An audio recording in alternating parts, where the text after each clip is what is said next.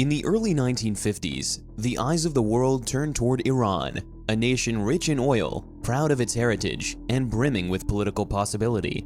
At its helm was a man whose name still evokes fierce pride and bitter controversy, Mohammad Mossadegh.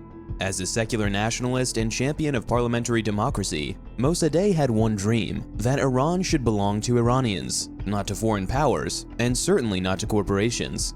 But that dream threatened the global balance of power, and so in 1953, the CIA and MI6 launched Operation Ajax. Good morning, friends and family of the internet. Welcome back to Starkey Farmstead. So my name is Samantha. It was a long night. Can I get an amen? However, let me explain something to you guys. A lot of you are too young to remember when Donald Trump was what the world considered successful. He was in rap videos. He was on commercials. People sang about him. He was in movies as a cameo. He had his own TV shows. He wrote his own books. People traveled around the world to stay in his hotels. Only when he made the decision to run for president did anybody ever say a negative thing about Donald Trump. Funny. And there's some people that watch me, and I'm not going to argue with you, but I'm going to make this point.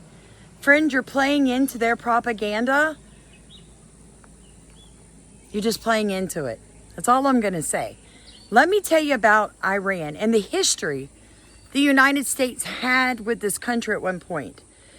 In the 1800s, the United States sent missionaries to that region, and millions of people were getting saved.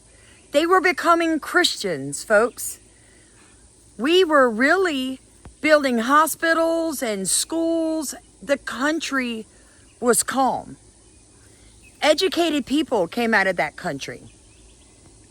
Funny thing, up until the CIA and Project Ajax, look it up for yourself, and the British Secret Service decided they weren't going to let who the people voted in become president. A covert plot that would bring down Mossadegh, reinstall a monarch, and reshape Iran's future for generations.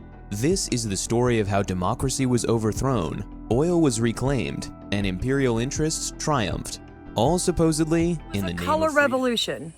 And if you have been watching me, Samantha, for any time, you know over the past month, I've been trying to educate people about things like color revolutions in history, the overturning of entire administrations in countries that the United States rogue shadow government has been part of, and that is the CIA.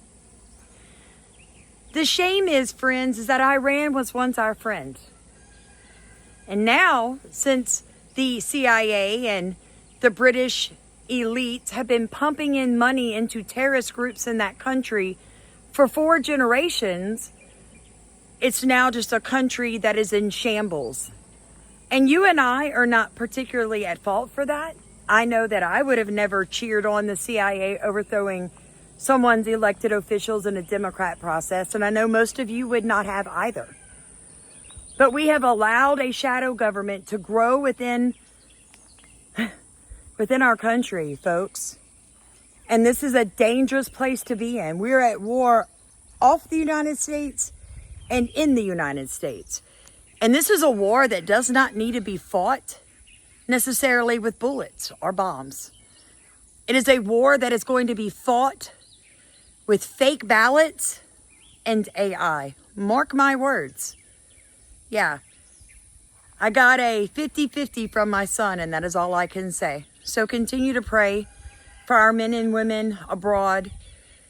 They are expecting terror attacks on the 40,000 troops that are overseas in the Middle East as we speak. And for some of us, that is very personal. For some of you, it's not. Maybe you've been there before and you just have special prayers you could add for us. Folks, we were demonetized for speaking truth. If you'd like to support our channel, please look in the top of comments. If you do choose to support what we do here, which is actually spread truth. We spread truth. I want people to know the flipping truth. It doesn't matter what you think happened. The facts matter. Iran was our friend. until the 1960s. My 80-year-old dad and I were just talking about this. Until the CIA decided they didn't want to let the oil go. And they'd been controlled by a British company called the Anglo-Iranian Oil Company. Though the oil came from Iranian soil, the profits flowed almost entirely to London. British elites enjoyed cheap fuel and booming revenues. Iranians, by contrast, worked in dire conditions for meager wages. They weren't even allowed to audit the company's accounts. One British memo from the time called the arrangement a jewel in the crown, but to Iranians, it was economic colonialism. In 1951, the Iranian parliament voted to nationalize the oil industry. The architect of that decision was Mossadegh. He was charismatic, fiercely independent, and deeply principled. And they destroyed generations of Iranians. The CIA needs to be just totally disbanded, folks. If you truly knew what these people have done in the world. They're the ones that traffic heroin and guns into America. It's unreal, baby. It's unreal. But if you appreciate this type of truth, because YouTube's never going to pay me, look in the top of comments. If you do decide to support us, I will send you the newsletter and a Zoom link so you can be one-on-one in a group, talk to us. Let's talk about what's happening. But you have to make sure your email is in the memo. I now need to get inside, take a bath, wash my hair, get ready for church, because this mom is going to praise this morning. I'm going to praise. I'm going to feed my soul. And then I'm going to see my parents. I love you guys. Be blessed.